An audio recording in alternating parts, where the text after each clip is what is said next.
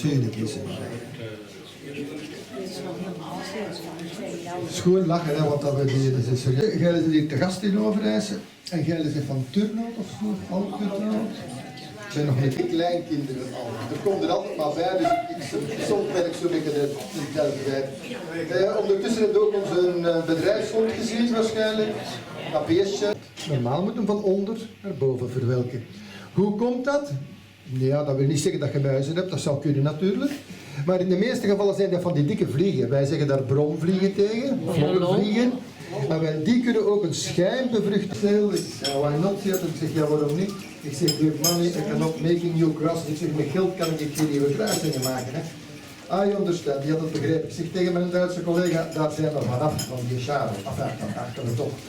En achter stond er dan met in een boek. En in dit boek staan de mooiste Venusschoentjes van gans de wereld. Een gans een boek vol. Alleen maar Venusschoentjes. Dus gans die een boek.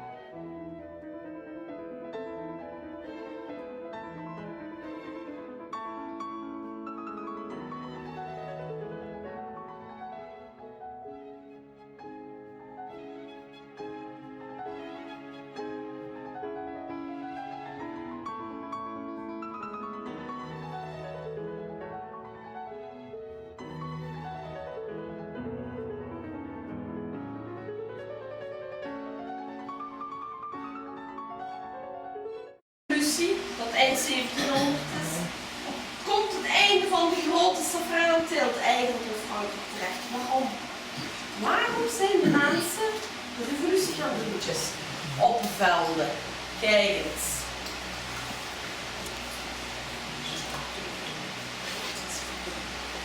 Dus die hebben daar heel veel safraan. Als noblesse, de hele koer, wou gesafraneerd eten. En dan werd dat zelfs de mode op uiterste buiten, waar dat de Franse boer zondags begint op zijn rijk. Maar langs de andere kant, hij hield van die goudgele kleur. Zijn pruik een beetje gekleurd. De gouddraad safraan eigenlijk geteeld worden in Frankrijk. Je ging winkelen op de markt toen der tijd.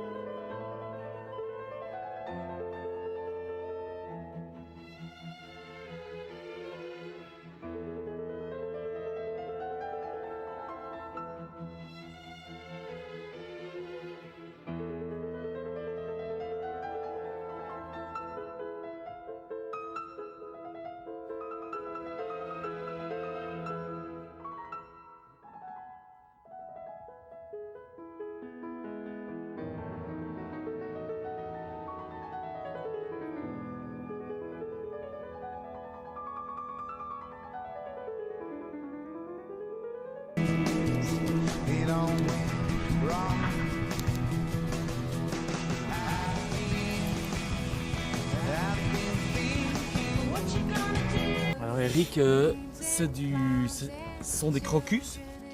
Oui, ici c'est le Crocus sativus, donc c'est un bulbe qu'on met dans le sol au mois de juillet. Il doit être planté avant le 15 août. Et le Crocus sativus est donc une plante à végétation inversée. Nous autres, donc, on est la première production de safran professionnel en Belgique, donc ça professionnel, je veux dire par là qu'on a envie. Et ici on s'est lancé, nous sommes dans notre 8e récolte maintenant. Et c'est vraiment lui qui nous intéresse, Oui, oui. qui est à l'intérieur et qui est prêt à s'ouvrir. Hein. Oui, il y en a, il faudrait un soleil voilà. qui vient de sortir nous donne. Il faudrait un rien, hein, on le voit, hein, voilà, oui. oui. Voilà normalement comme on devrait l'avoir en fait. Hein. Oui, oui. C'est Alors quand magnifique. tout le champ est comme ça, c'est tout simplement magnifique. Oui. Oui.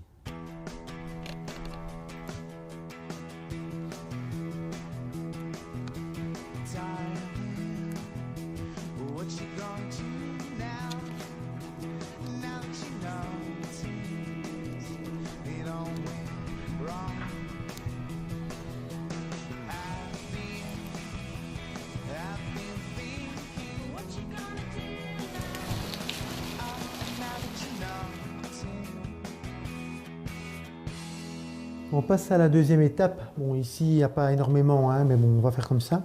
Je vais t'apprendre en fait à émonder. Donc, émonder, c'est quoi? C'est retirer ce que l'on voit ici, le rouge, qui est le pistil. Oui. Donc, chaque fleur a un pistil et un pistil est composé de 3 stigmates. Oui. Ok? Donc, je vais te montrer comment on fait. Le petit ciseau, ça peut se faire à la main également, mais voilà, on fait le petit ciseau. Généralement, on essaie de tenir le pistil avec les doigts. On le coupe à la base, peu importe, hein, ça va? On tire. Le voilà. Ah oui, ça se fait comme ça. Alors, à quoi sert, à ton avis, l'assiette rouge? J'imagine que tu vas mettre les pistils dedans. Regarde. Voilà. Oui. En fait, ici, on a bien le pistil avec les 3 stigmates, Oui. mais on a du jaune et puis on a Tu du vas blanc. devoir enlever, hein. Voilà. Parce que dans la commercialisation vers certains pays, on laisse toute cette partie-là blanche qui arrive quasiment ici, Ouais. et ça représente 25% du poids. Donc c'est une façon déguisée de tricher. Ouais. Voilà. Ah oui. Donc ils descendent leur prix, mais on n'a pas du vrai safran. Donc nous autres ici, on coupe la fleur comme je te l'ai montré. Ensuite, on le reprend et on va le couper à la jonction. Alors, soit ils tiennent encore ensemble, il y en a encore une toute petite partie jaune, Oui. c'est bon. Maintenant, c'est très théorique. Nous autres, généralement, il est coupé, donc on retrouve les 3 stigmates séparés. C'est un petit peu moins beau, mais quand on parle de la valeur du safran, qui varie de 34 000 € à 40 000 € le kilo, donc 34 € le gramme, c'est le prix que l'on retrouve dans le commerce en Belgique, en France, en Europe. C'est parce qu'en fait, on doit déshydrater à 80%. Donc, lorsqu'on a 10 grammes, on se retrouve avec 2 grammes de safran sec. Donc, ce qui est très peu quand on voit la masse de boulot qu'il y a eu en amont et en aval, en fait. Dans l'idée des gens, c'est que le safran, c'est très cher, c'est vrai, 34 € le gramme, mais ça ne revient pas cher quand on l'utilise correctement. Alors, l'utiliser correctement, c'est quoi? C'est donc prendre un pistil, les 3 petits brins, c'est de le mettre dans de l'eau, dans du lait, dans du vin, suivant ce que l'on veut faire comme recette après. Ouais. Et il faut le laisser infuser. Donc là, c'est ce que beaucoup de gens ignorent, c'est pas le laisser infuser 3 heures. Ça ne sert absolument à rien. Et puis le lendemain, ils peuvent le mettre dans leur préparation. Alors parfois les gens me disent, oui mais on ne va pas mettre ça dans la sauce par exemple. Mais si, vous pouvez le mettre. C'est la preuve que vous utilisez du vrai safran et pas de la poudre. Alors si un jour tu es dans un pays où on te présente du safran très bon marché et que tu es tenté de l'acheter, il y a un petit truc en fait. Ah oui. Tu vas humecter tes doigts, donc prendre de la salive, tu mouilles tes doigts, oui. Tu prends un pistil en main et tu frottes tes doigts dessus. Alors automatiquement tes doigts doivent devenir jaunes. Et là, tu as déjà 80% de chance que ton safran est vrai et bon. Ah, parce que tu pourrais très bien retrouver des barbes de maïs qui sont colorées, donc c'est un moyen également de falsifier, donc où on colore les barbes de maïs. Et là, ça ne colorera pas.